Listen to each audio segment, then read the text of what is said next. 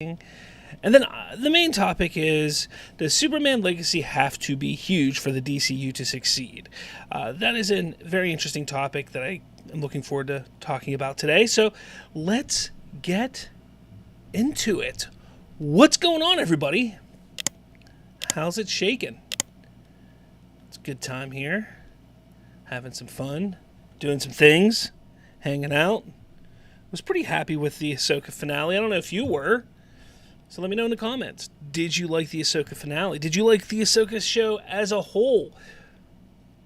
I am curious about all of that. I'm hoping we're trying to work out the kinks and getting at least one guest, or not even guest, one co-host, I should say. Not even guest. He's one of the co-hosts. We're trying to get him in here. So hopefully we can get him all squared away and on the show here. That'd be nice. That'd be exciting, actually. Have some people to talk to. Yeah. Let's see here. Let's get rid of this music. Music doesn't need to be going anymore. All right. So, you know what? While we're waiting for them to get in here, let's just kind of jump to my first topic that I want to talk about. And that is the Ahsoka finale.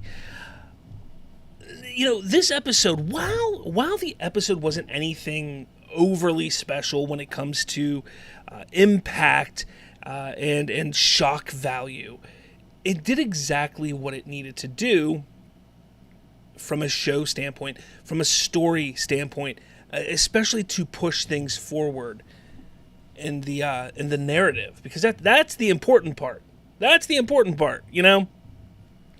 We do see Thrawn. Thrawn is now back in the main galaxy, which is very, very interesting.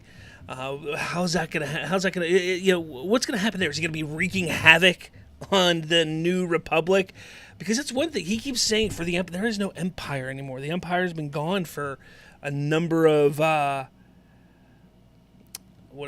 years at this point. We got Ezra. Ezra's back home, which is kind of exciting. We got to see him even create and build a new lightsaber.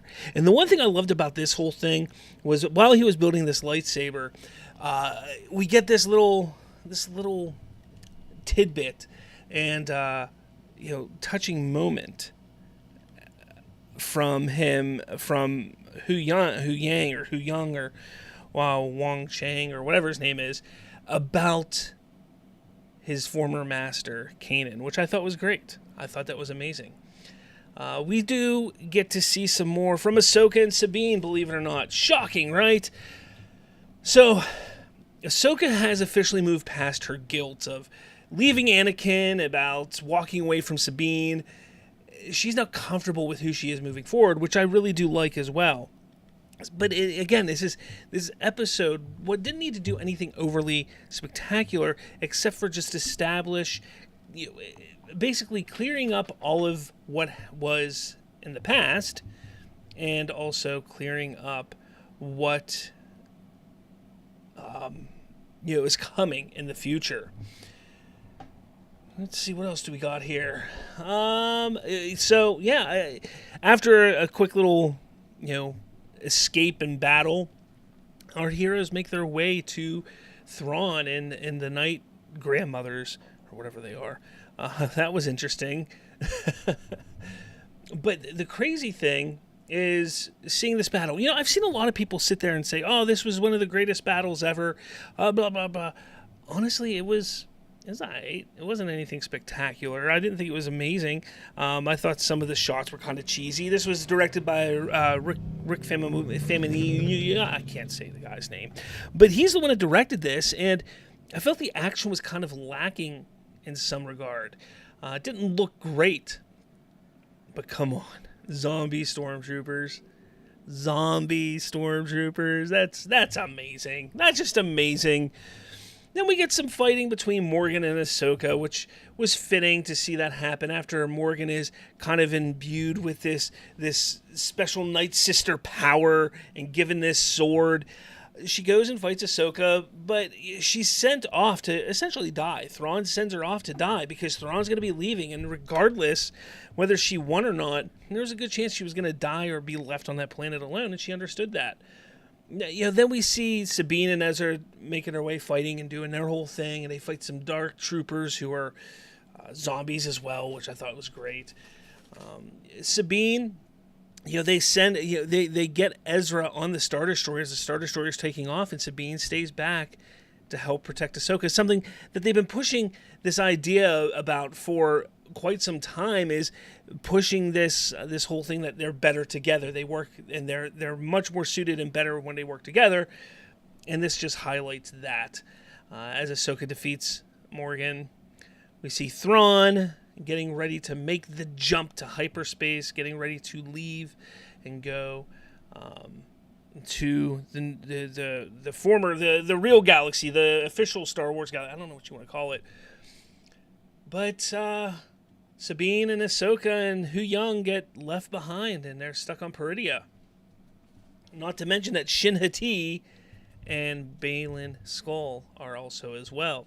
And it's cool because we see Shin Hati, she kind of is coming into her own and understanding of becoming a leader as she goes and finds these red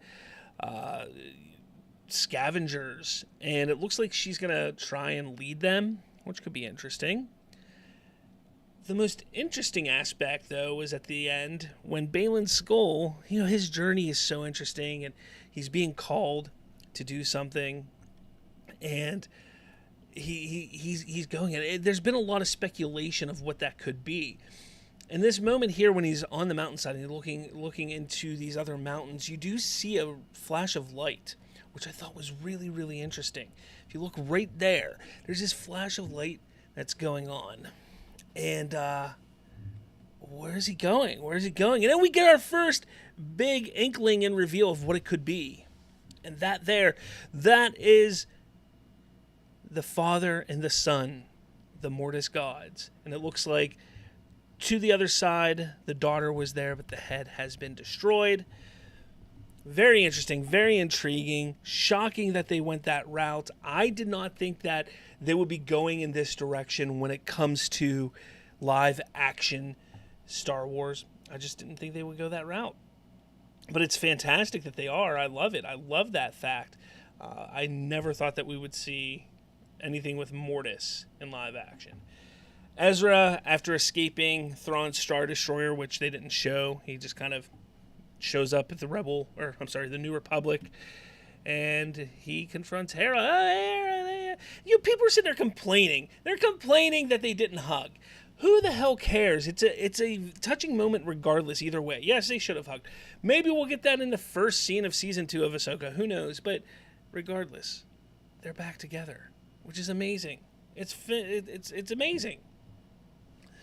So Sabine and Ahsoka are kind of wrapping up Season 1, essentially sitting there. Sabine, who has finally tapped into the Force and has accepted that she is a capable person of using the Force. StarWars.com says she's a Jedi now, which that whole thing's ridiculous, but we'll get into that another time. But the fact that they're sitting there and they're trying to decide, like, where are we at? Like, what are we doing? And Ahsoka's like, we're right where we need to be. This is where we're supposed to be.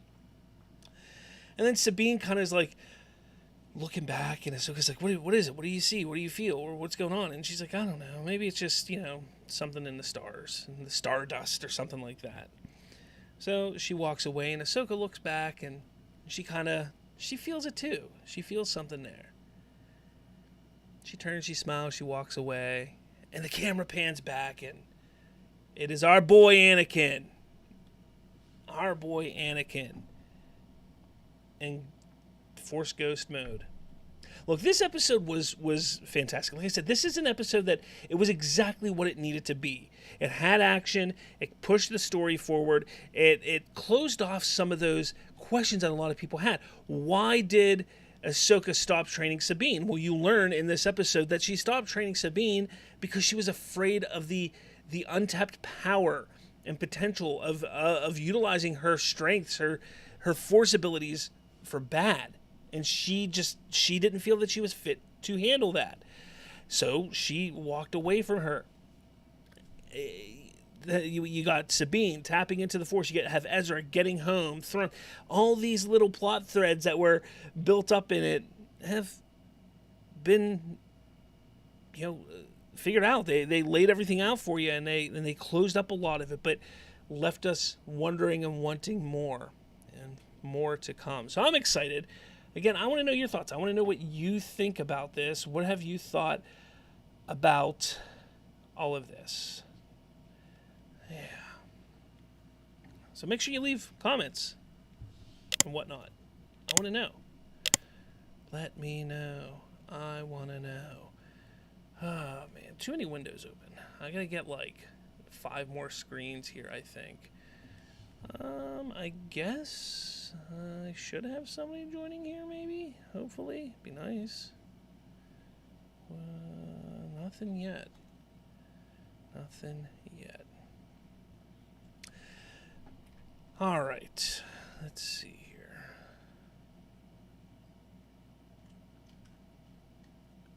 Am I working? Let's see. If you're out there watching and you can hear me, comment. 'Cause I don't know if it's working right now. My computer doesn't want to, wait, there we go. We live? We good? Yeah, we're good. We're good. My computer's just being dumb, I guess. I guess you'll have that from time to time. You can hear me. Yeah, see? I'm good. There we go. All right. So, let's move on to the next topic here, because I know a lot of people are excited about this. I, on the other hand, couldn't care less. Honestly, people are freaking out. Zack Snyder's Rebel Moon has officially gotten a PG-13 rating. Woo-hoo, I guess. Woo-hoo. And it is for sequences of strong violence, sexual assault, bloody images, language, sexual material, and partial nudity. All right. Let's see here. It looks like we will have our boy here. Let's see if I can get this going. All right. Let's see. Is it working? Can you hear me? There we go. Yeah. What's up, man? What's up, dude? Love the mustache. Ah, thanks. Yeah, it's due to work. Yeah, very nice, very nice. Let me see here. Why am I hearing you multiple times? I don't like that. I don't know what's being heard here. Let's see what's being heard.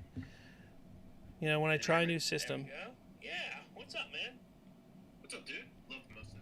All right, you're on here multiple times though. Why are you on here twice? Let's get rid of that one. There we go. There we go.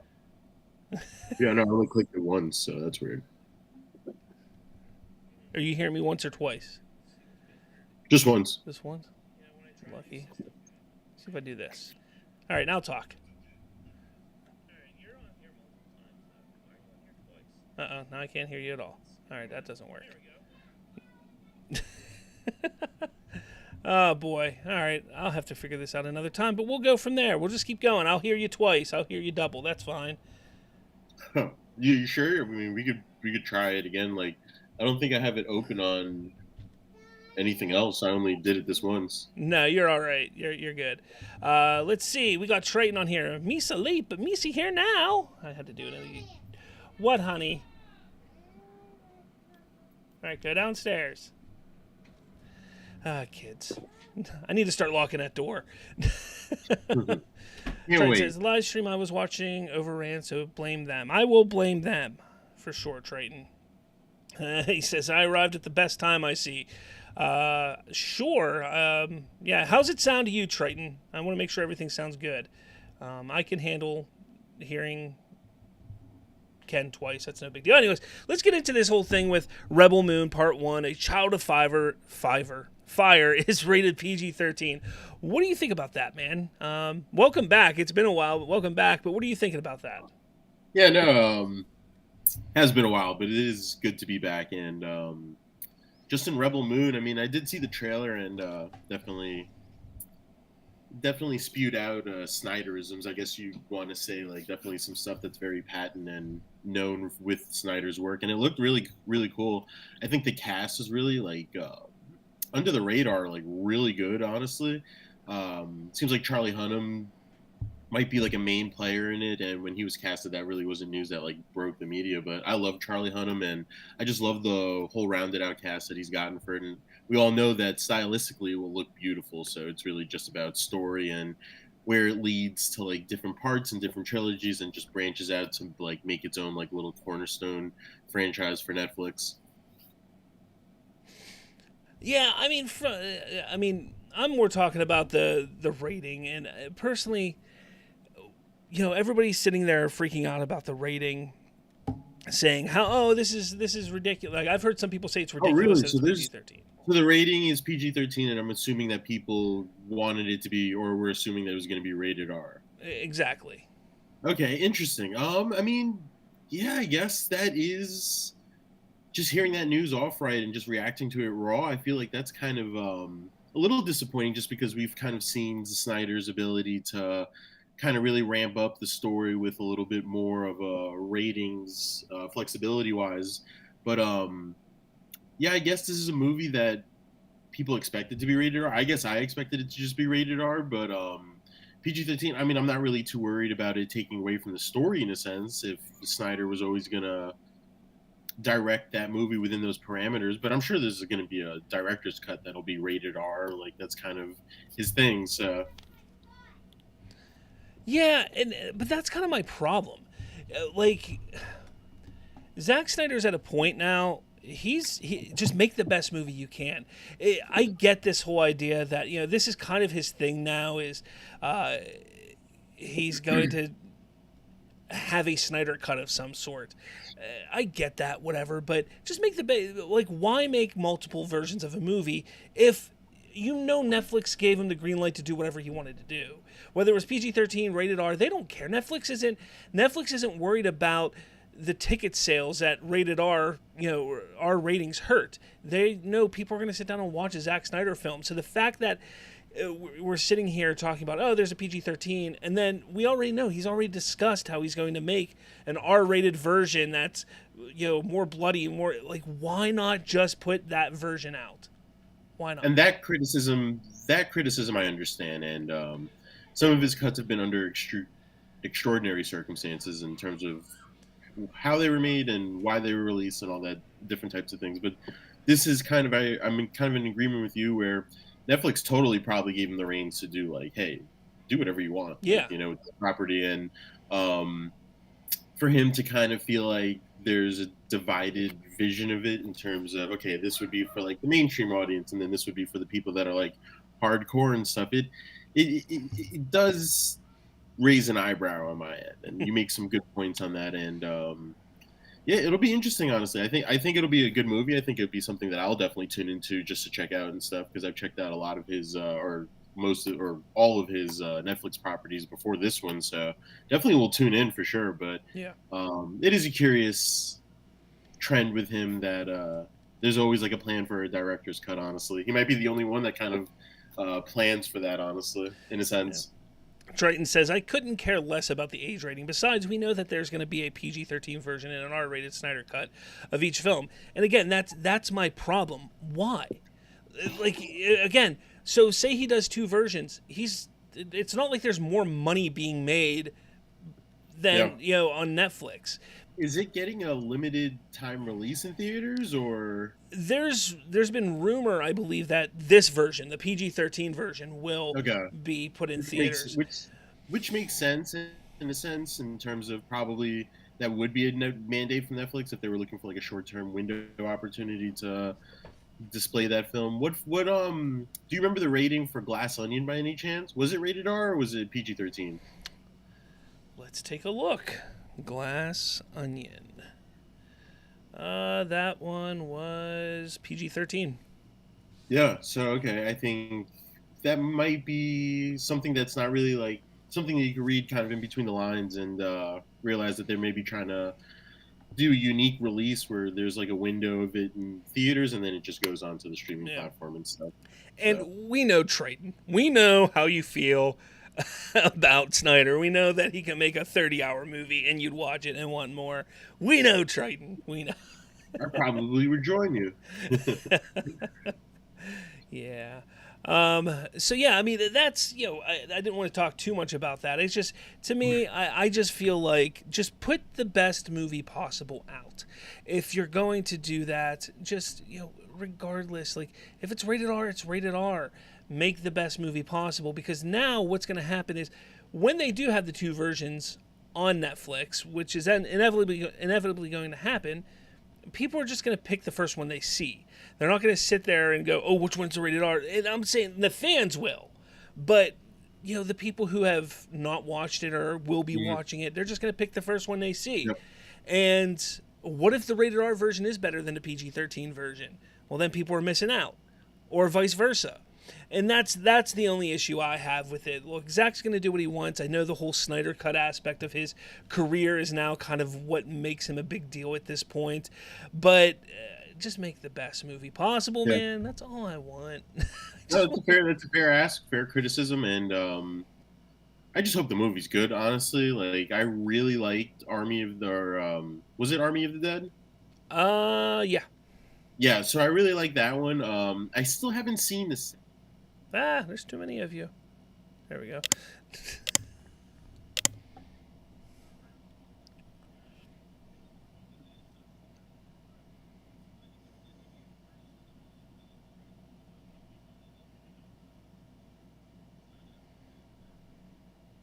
Yeah, for sure. I think it'll be fine. It's just, yeah.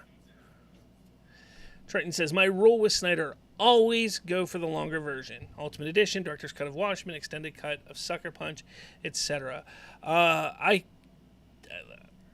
Yeah, I mean, they are better, but you sit there and take a look at BVS. I mean, yeah, it's a better movie, but I still sit there and say that it could have... there's still things in that Ultimate Edition that could have been either cut or removed, or like they could have done something different with it. It is the superior movie to the theatrical cut, but I still say, and Watchmen, I don't know if I ever watched the director's cut of Watchmen. I know I tried to watch the extended cut of Sucker Punch that is out. I think it's only like 30 minutes, 20 minutes more.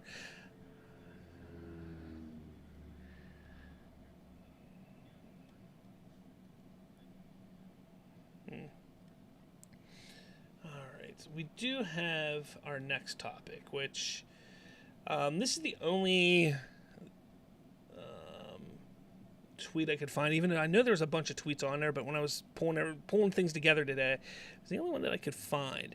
And I want to talk about Superman Legacy for a second, because Superman Legacy is going to be a very, very interesting movie in regards to what the expectations are when it comes down to everything.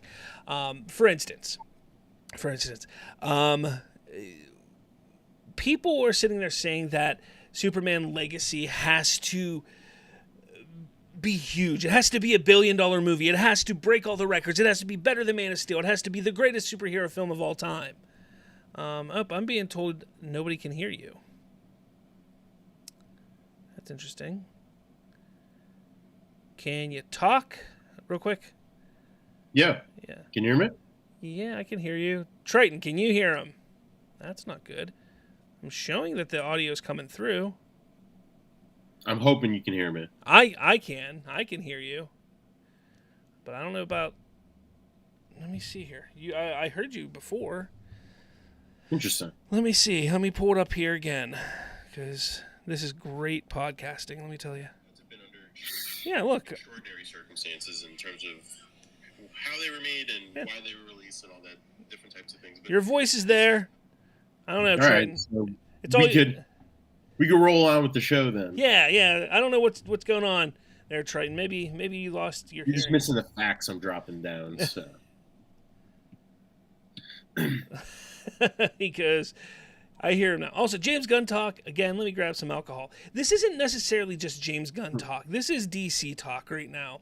Because, again, people are saying that Superman Legacy has to be huge for the DCU to succeed. My stance on this is I think the only pressure for this is that it has to be good. It doesn't need to be a billion-dollar movie. It doesn't need to be better than Man of Steel. It doesn't even need to be better than 1979 Superman. It needs to be a good Superman movie. It needs to be a good comic book movie. Something better than what we've gotten in the last 5-6 years. That's the way I look at it, because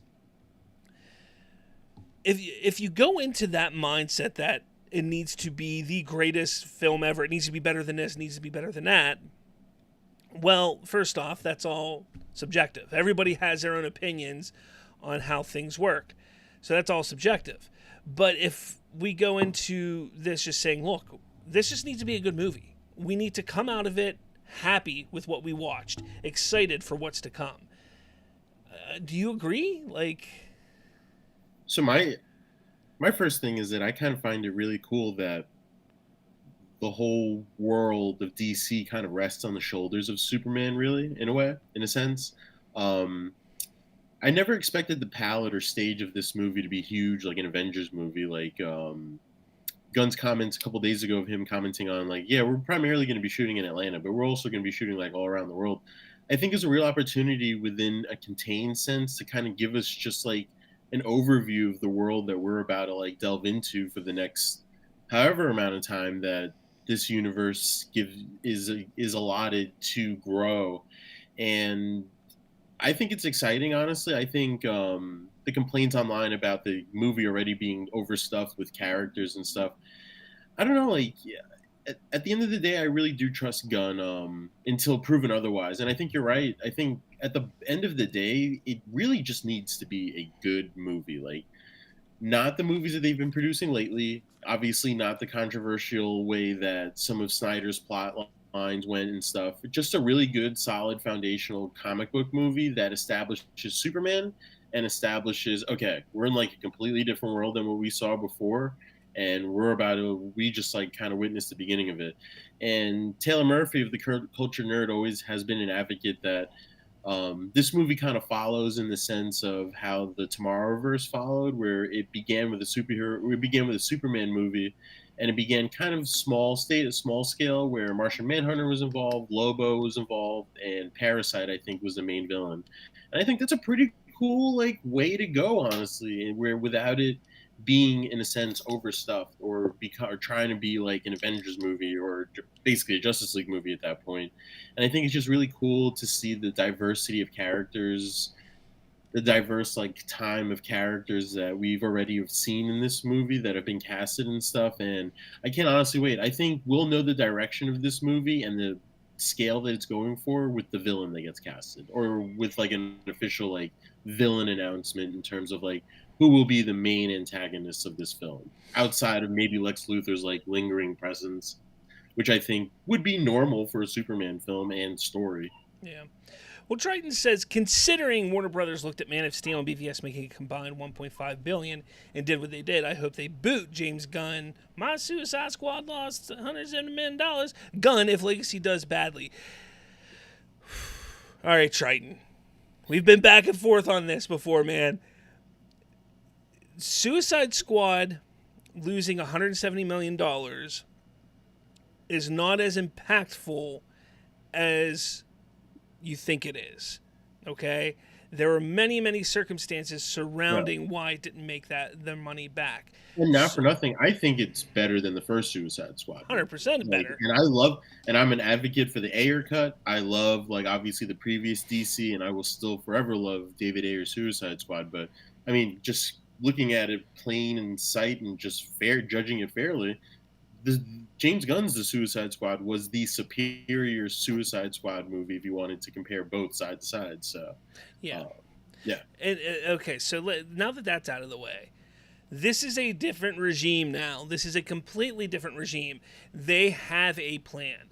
Back in 2013, 14, 15, 16, they didn't have a plan. Zack had a plan. Warner Brothers didn't have a plan. Zach had a plan for his characters and his movie arcs, but Warner Bros. Confused that with overarching themes of like a cinematic universe in terms of the MCU and their direct competition. So So again, you have to take everything and look at it. So Man of Steel made 600 and what 50, 60, 80, 70, something like that $1,000,000, $40 million, 640 million, something like that. So that's what Man of Steel made. We know Batman vs Superman made 820 or nine, something, yeah, something like that. Okay, so I get that. I get that they made decent money. Now, I'm not saying if Superman Legacy makes 300 million that that's okay. I'm not saying that. But that's not what the question is. That's not what I get money matters, yes. But I feel that we're going to see this movie make about the same amount of money as Man of Steel, give or take a little bit. That doesn't mean it's a bad thing. It doesn't mean that it failed, because it has to be a good movie. I think that the financial hit that it will take, because I think in 2023, 2020, what is this coming out? 2025? Is that when it comes out? 25, yeah, July 2025. July 2025, it comes out. That is going to be a very interesting time. You take a look, we're on a decline for superhero films as it is. So in 2025, 600 to 700 million dollars for a superhero film, in my opinion, is going to be very admirable. That's the equivalent of making 8 to 900 to $1 billion in 2013, 14, 15, 16. And that's where the problem lies. That's where what people don't understand. I get it. BVS, Man of Steel, they did well financially, but they didn't hit the marks of what was going on at the superhero at that time with the superhero boom in the films. So money wise, you always have to look at all the scenarios there. You really do. Yeah, no, just speaking more of the financial aspect of it, you're also seeing that just from the castings of the main characters that we're going to see in Superman Legacy, they're going smaller budget regardless. So there's going to be more room for profit. Like, I can't really see them going the Man of Steel route where, like, yeah, you cast a relative newcomer for the main cast, but then like you stack out the supporting cast with like Lawrence Fishburne and Amy Adams and Kevin Costner and stuff like that. Like, I don't see them going that route at all, honestly. So it's like, I think with smaller contained budgets that are going to just be focused heavily on story, which is something that Gunn's pronounced since day one, honestly. Even in his video, he said it, that story's paramount. I think if he could just produce a good story that looks good, that kind of combats what you were saying in terms of the superhero decline, where audiences are now used to the formula. Like, audiences are really just kind of used to the formula that's formed out of all these universes. Like, the MCU established it first, yes, but then you have DC that tried to establish something different and then pivoted mid-universe on the most important film to become more like the MCU. And then you have the Sonyverse and stuff like that. And like, everything just has kind of almost like a formulaic vibe to it. And when things go against the grain is when it really grabs people's attention. Kind of like what the Joker did in a way, where like people were expecting one thing and it was really just different, honestly, which is why I'm so excited for the sequel. Plug into that. Like, I still don't know how to pronounce the subtitle for that, but I still cannot wait for that movie to come out. That is my top pick to be the best movie of the year next year.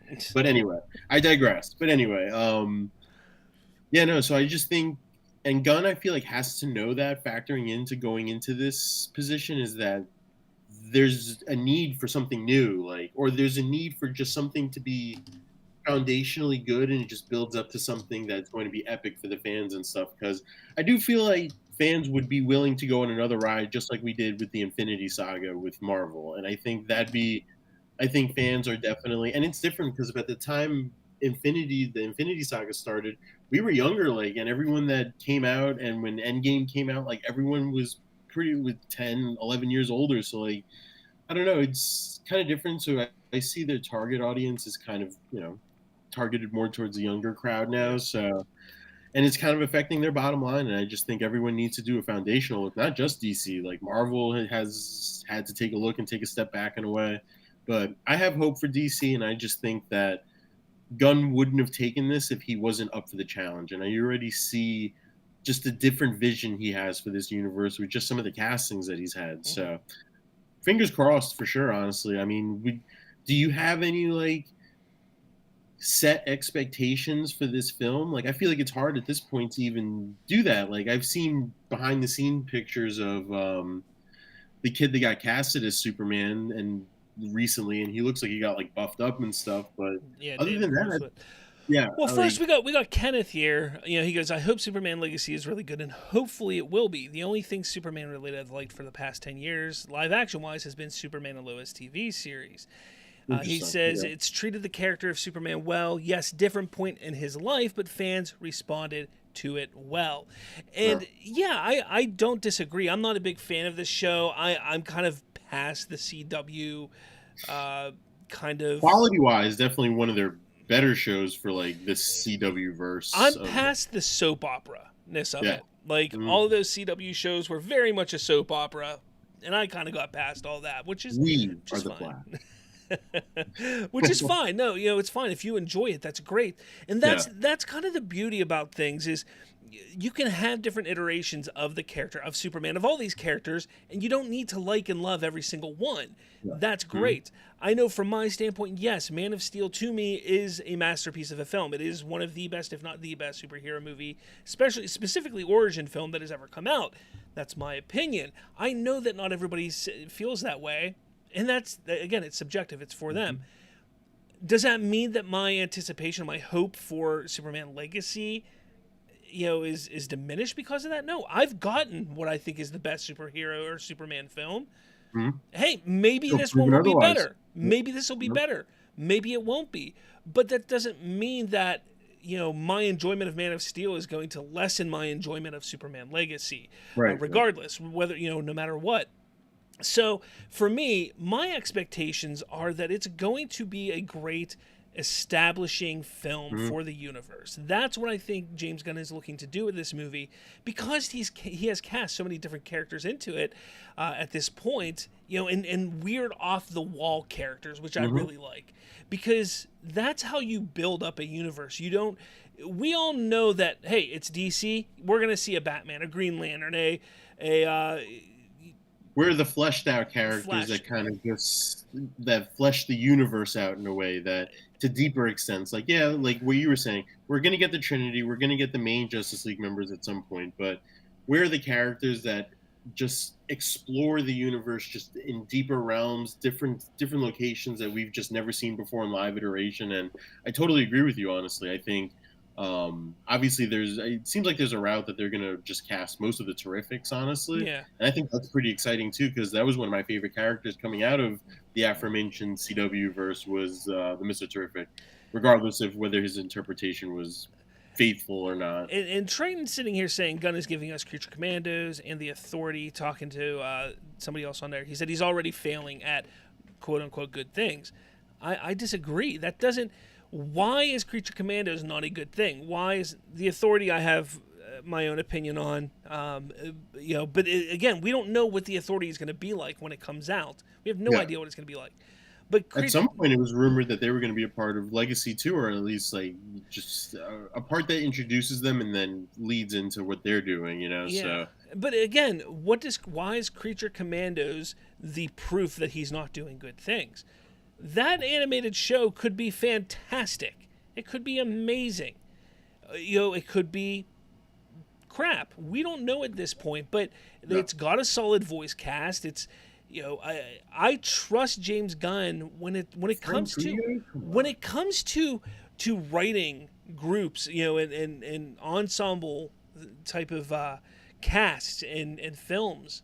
He knows what he's doing, and he's proven that from Scooby-Doo to to Guardians of the Galaxy to the Suicide Squad. He knows what he's doing, and Creature Commandos I think is going to be much of the same, just in animated form. So I'm all for it. I really am. I have a question for you. If it was, let's say James Gunn did not sign with DC, do you think James Gunn would be a top choice for either Avengers movie right now that Marvel has on their table? Say that again. I'm sorry. What was that? Would James Gunn be a top choice? Because I know Marvel's kind of going through a hiring process with finding a director or settling for a director for Secret Wars. Do you think Gunn would be a top choice for them? Let's just say he didn't sign with DC at all. Yes. Exactly. And I think he, if not the top choice, probably like a top 2 or 3 choice, just because they 100%. know he could handle and juggle so many different characters in one movie and give them all time to breathe and their time to shine. And I'm excited, honestly. Look at Guardians. Look at all of the trilogies in Marvel. Okay, each one, while they've all done moderately well financially, there's at least one in all of the trilogies, and at least one in all of the trilogies of Marvel that either people just despise, they don't like at all, or has failed miserably financially. Every single one, except for Guardians of the Galaxy. I'm not a big fan of the second one, but I know people who love that film more so than not. You might sit there and say Spider-Man. No, people hate the second Spider-Man movie for some unknown reason. I thought it was fine, but people hate that movie. Same.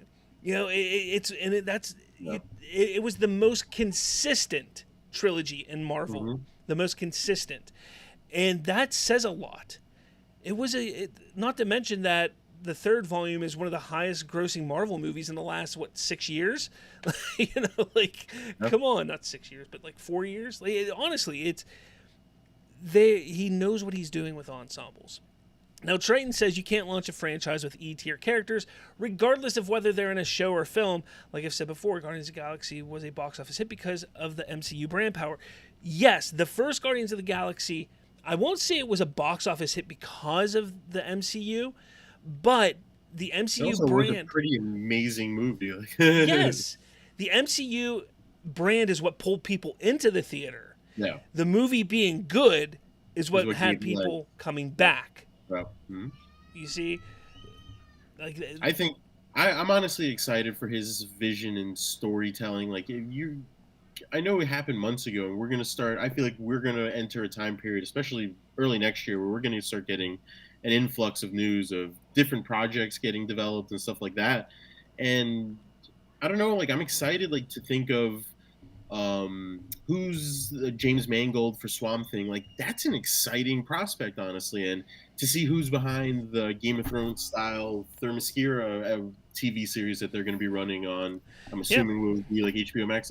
Just finding the talent behind it other than Gunn, because all we've really gotten is just Gunn's updates on the DC universe and Superman Legacy. But once we start getting updates more on different other projects and stuff like that, I feel like the heat that seems to be on Superman Legacy for some odd reason will dissipate. But one question that I had was, do you think it's too soon to introduce a rebooted universe?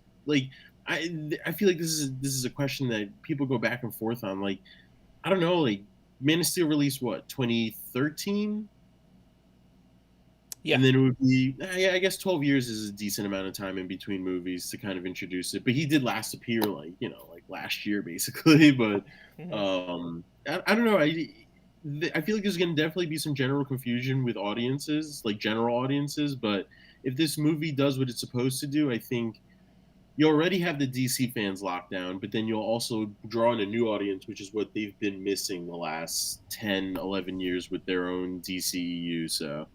Yeah, so Kenneth then says, all in all, I can't wait for Superman Legacy to come out. Looking forward to seeing the first set photos, official photos, and how this film would be marketed. But Triton then follows up, Legacy's marketing is going to be very interesting given WBD's financial situation. I want to touch on that real quick. Don't forget, Warner Brother Discovery, yes, Warner Brother Discovery is the parent company. Let's not forget that. DC Studios is a thing. Warner Brother Discovery is technically they are not going to be financing the marketing or anything coming out of this. I mean, I'm sure they have some money in it, but all in all, they have to find their own production companies to back, whether it's Legendary or Syncope or not Syncope. You know what I mean? Any of those other production companies, those are going to be the ones that are investing the money for their marketing for the film. So, yes, I get that Warner Brothers' financial situation isn't great right now, but 2025 is a long time away.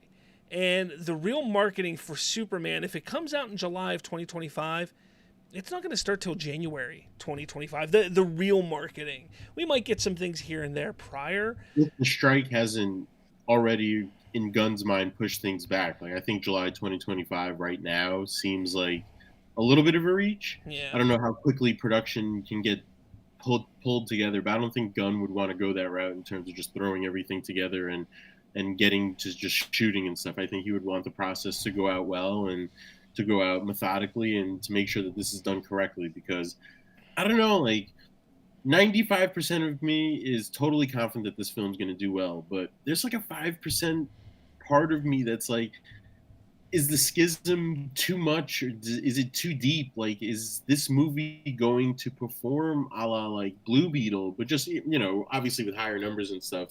But it's just interesting, like, what happens if Superman Legacy isn't successful, which I'm not hoping for, because I'm really hoping for it to be a good movie, but where do they, I don't know. It's interesting. Yeah. It's an interesting concept to definitely portray, because do they like give up? Do they? I don't know, because maybe the brand is just too damaged, and maybe it just needs to be put on the shelf for a little bit before people can breathe it back in again. Yeah, I don't know. It's such a. It's almost hard to think, because you just automatically assume that this movie's going to be good, but like it's like hard to like see what the other side of the coin looks like. Honestly, does WBD panic? Like, I don't know. I don't think they will. I don't think they should either. I think that if it makes, in my opinion, because I don't know what the budget is yet. Obviously, we're not going to know for a while what the budget of this movie is. My guess is he's going to keep it relatively low because it's the first movie. My guess is it'll probably be around $200 million, between 150 200 million for the budget of this movie. I was going to say 150. Yeah, I was about to say between the 150 to 175. That's probably what the budget will be. With marketing, then you're looking at probably about $500 million all in for marketing and everything. So they have to make that $500 million essentially, even though we know it needs to be more than that, but $500 million. So 550, let's say if it makes 550, 600 million to 800 million, I think, financially, finance-wise, there's no question they keep moving forward. If it makes below that, if it hits only like 400 or 500 million, then I think there's going to be, okay, we need to, Warner Brothers, obviously, whatever projects are coming out are going to be coming out still, because they're not going to just pull the plug on them. But at that time, it's going to be like, they're going to have to reevaluate the genre. Not what's going on there. You have to take a look at what's going on with Marvel and other studios at that time. Are all superhero films dropping, financially? Maybe. I don't know. You kind of look at the timeline. You kind of look at the future timeline of some of the Marvel releases, and I think regardless of where we are in terms of the superhero genre, like I kind of feel like some of these movies that are going to start coming out for the MCU down the line are going to be guaranteed hits. Like, is it overstatement to say that Deadpool 3 probably is an automatic $1 billion? I wouldn't say that. Really? I wouldn't say that. Two reasons why. The biggest reason being that it's under Marvel Studios now. Okay. That's the biggest reason. And I think that works in its favor, but interesting. I don't. Look at what the view and how people view Marvel right now. Right. Okay. All right. Like that, it's not good. Like besides Guardians of the Galaxy, nothing's making money for the Marvel Cinematic Universe. Sure. So you got that. And the second thing is because we know it's going to be a multiverse movie. You take a look at how poorly they handled the multiverse aspect in Doctor Strange. You take a look at how poorly they've handled the multiverse aspect with Loki thus far. People don't like what they did with Loki in that regard. It was too confusing for some people. I loved it, but there's some people that didn't like it. Right. Okay. So when you add that multiverse aspect to it, I think what it has going for it is the name Deadpool, Hugh Jackman, and that's about it right now. I don't think that it, and honestly, there's a good possibility Taylor Swift. So if you take a look at that, those are the big things it has going for it. I do want to. There's some more comments here. Kenneth does say, "How do you guys want the Superman suit for Legacy to look? More classic or DC Rebirth route? What do you want?" I want Rebirth route. I do not the Rebirth route, just because I just don't think the classic, like, I kind of like what Superman and Lois did. So I've seen the first season of it where they kind of chronicled different iterations of the costume, and I'm okay with doing that. I think just paying homage and respect to those iterations of the costumes is fine. But for the main costume, please give me a rebirth version of the costume. Like, I do not need my main superhero of my new blooming universe to just be running around in trunks. Like, that's just not where I'm at right now. And maybe I'm just spoiled from Snyder, but just give me a rebirth version of the costume, please. Personally, I don't care. Just don't put the S on the cape because it looks like a Halloween costume then. So besides that, I just don't put the S on the cape, and I'm good. I don't care what they do. Agreed.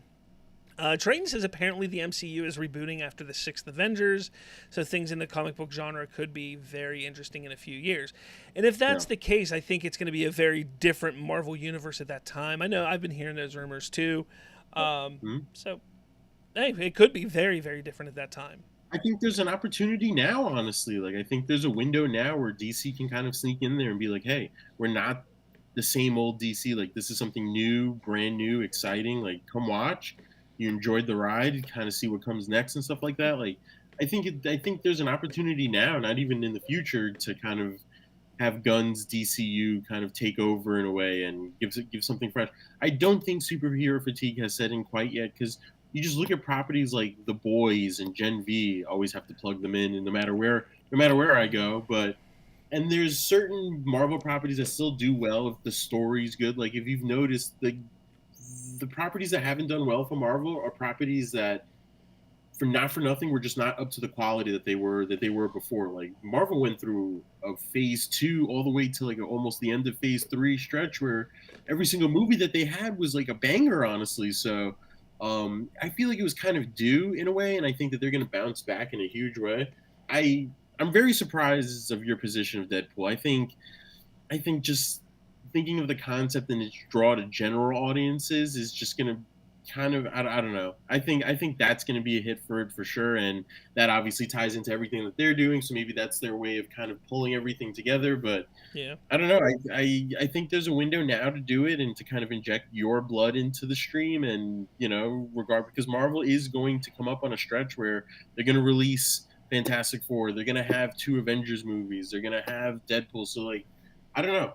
Being on the back end of a Marvel phase while trying to introduce your like own universe is a tough and tall order. Yeah. If I'm going to be honest. Kenneth does ask us. You kind of touched on it, Ken, a few minutes ago. If the strikes will affect the production of the DCU, I think 2025 is when the movie's due to come out.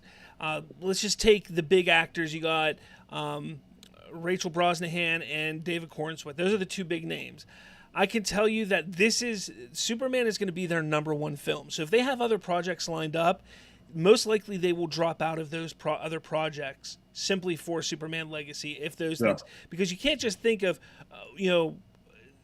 DC pushing stuff back. No, companies have to move. All studios are going to be pushing things, which means productions for other movies are going to be pushed because of other productions being pushed. I think, when you take a look at Superman Legacy, as long as they get that filming, I would say by January or February, get started, within the next 5 to 6 months of now. I'd say 6 months is really pushing it. You probably within the 5 months get it filming. That movie is not going to be delayed. Again, if they have to recast some roles, they may have to. But they're not. When it comes to the big hitters, Brosnahan and Cornsweet, this is their movie. And they're going to be they're the big sticking points. And as long as they drop out of other projects, if they have other projects lined up, they may have to. Yeah. It may be in their contract that this is their. Yeah, and it makes sense. I mean, this is a huge project this is a huge opportunity for both of these, for David and Rachel, honestly, and for a lot of the supporting actors. I think this is one of the hottest properties on Hollywood that a lot of people want to get their hands on. So. True. just got to wait and see. I love the excitement that's been built up through the comic book sales and the digital sales for a lot of the stuff that Gunn's promoted as like, oh, this is based on this, or this may be taking loose interpretations from that. So he's had an effect. He's had a positive effect, and hopefully it just translates to the big screen, small screen, my screen, your screen, every screen. We all screened for Superman. But Ryan Cinematics says, just give me a Max Fleischer suit. I would love to see a golden S behind the cape, but that is just me. No, go away. It looks like a Halloween costume, Ryan. Yeah, no. Please, if you can do the trunks and the symbol on the cape, you might as well just have it set in Halloween, and he's just like something like that. I don't even know. His like, mom doesn't make a suit. He goes to Spirit Halloween to buy it.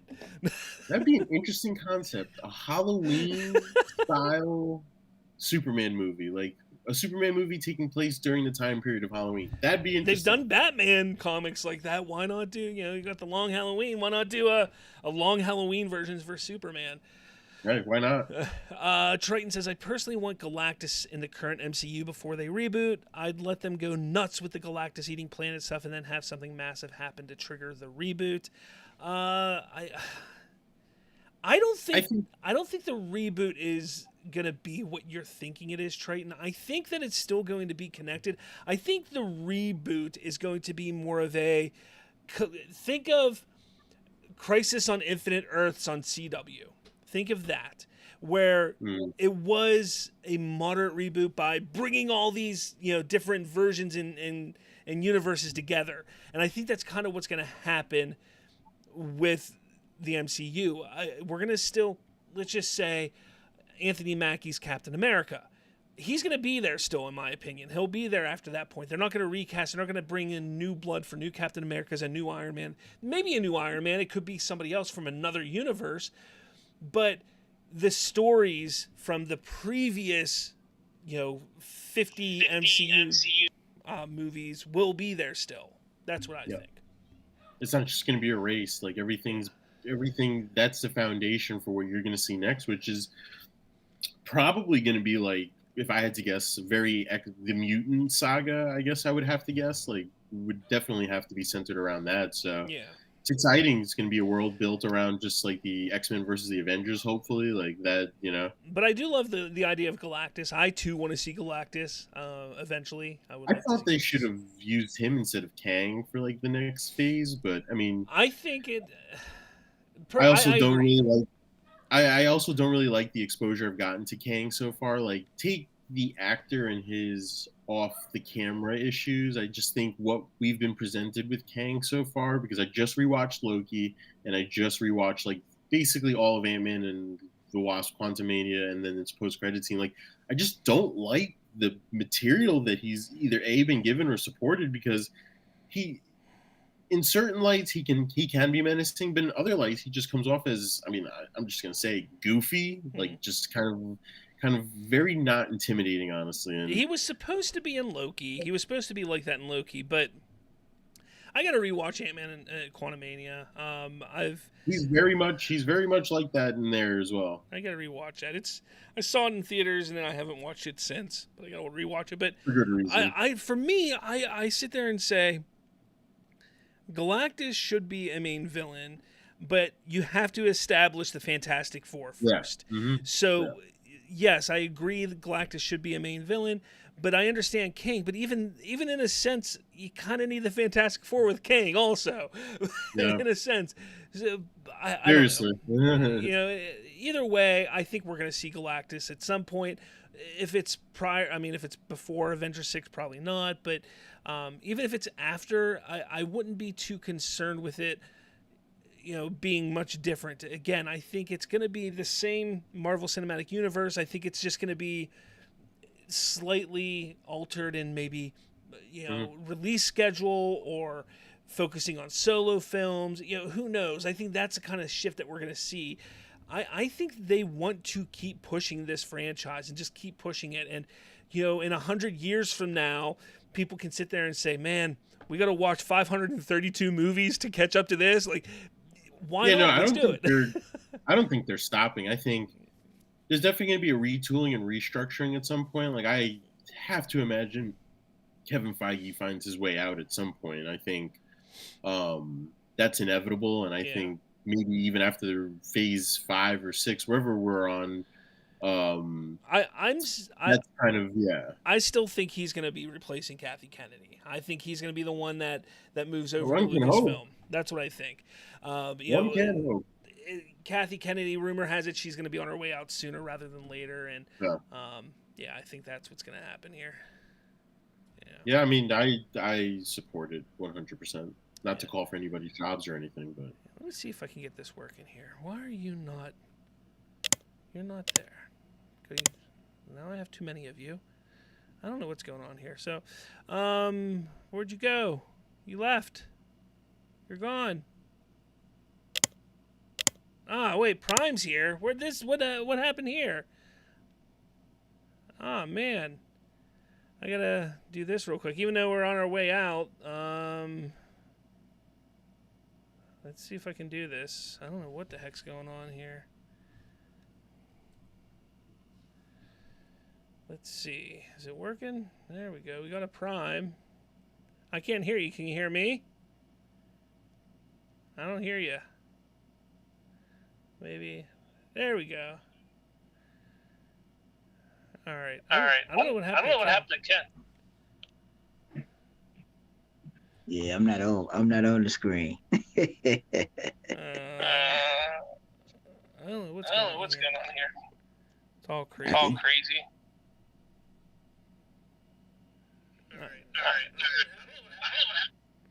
All right. Well, what is going on? I'm hearing myself like five times right now. I don't know if it's lagging or not, but yeah. Do you hear me?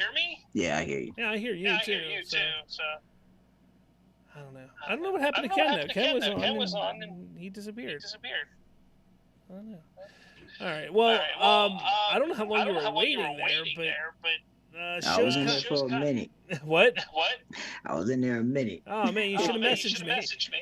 Yeah, I was trying to figure it out, but I missed out on the Superman stuff and the progression of that. I just came in at the MCU tail end. Yeah. So I would say that since you was on MCU, I will say that just in my opinion, I think that the direction that they're trying to go and what they're trying to do, I think is a bad idea. I think the MCU pretty much right now is not repairable because of some of the things that they actually have done and what they put into fruition and what they put in. Mm-hmm. For instance, like they're trying to reunite Thor with Loki, and that's what they're trying to do. And, me personally, I mean, that's kind of dumb. And why are you having another season of Loki? That's kind of dumb to me. Because I thought Loki died in Endgame. So, I mean, that's not Endgame, but in Infinity War. I thought he died. So, why are you trying to bring this character back? Because he got away in Endgame. Oh, Avengers. But Endgame. Infinity War. Well, was it Endgame? Yeah, he died. Yeah, they killed him off. He dies in Infinity War. And then they go back in time in Endgame to Avengers, and he gets away. And that's where we're at now. Oh, you know what? I forgot about that. Okay. So pretty much if they're going to do it that way, that means if he gets away, that means there's a timeline that's messed up where, okay, I can see where they're probably going to go with that. But, okay. Now, was that announced in the show or something? What announced? That he actually got away, because when they went back in time in Endgame, so I didn't watch none of the shows. I stopped watching Marvel after Endgame. So the first Loki explains why he's there. Okay. So I will actually have to go back and really, I'm really not interested in it. I'm just saying it's kind of dumb, but it is what it is. They're going to reintroduce it, and then I don't know how they're going to reconstruct the MCU. Just pretty much, in my opinion, I was done with the MCU, so I really don't really care about it. I could just say that some of the things that they're trying to incorporate is not to my liking, pretty much. So it is what it is. But hey, but only time will tell. You know, Yeah. I mean, a lot of people are projecting and speculating that what is that? The Kong Avengers Kong thing. It's not going to do that well, but the Secret Wars will. So, but only time will tell. We'll Yeah. actually have to see exactly how that's going to transition out. That'd be But interesting for sure. right, but as for DC or whatever, I think DC has a bright future. So, Yeah, definitely. Well, I think maybe we can get you on next week. I'm no sorry problem. about that, man. Your time constraint, man. I already know. Yeah, but thanks for jumping on for a minute there, and we'll get you on next week. No problem, man. No problem. You gotta get used to this new platform. Yeah. All right, man. Take it easy. All right, Rich. Yeah, so there you go, guys. Thanks for watching and everything, guys, because it was exciting. It was a good show, I think. I don't know, working through the technical difficulties of getting away from StreamYard. I wanted to try something different, make things look a little bit different, a little more professional. Hopefully it looks better. I don't know. I'm not sure. Triton says, at least the MCU hasn't openly told half its fan base to get furked. I mean, technically they don't. We're not getting into it now, Triton. The show's ending. We're not getting into it now. Again, still more professional than Kathy Kennedy. All right, well, thank you all for watching. Make sure you check us out, subscribe everywhere, find us on Facebook, on Twitter, all that jazz. Be good times there.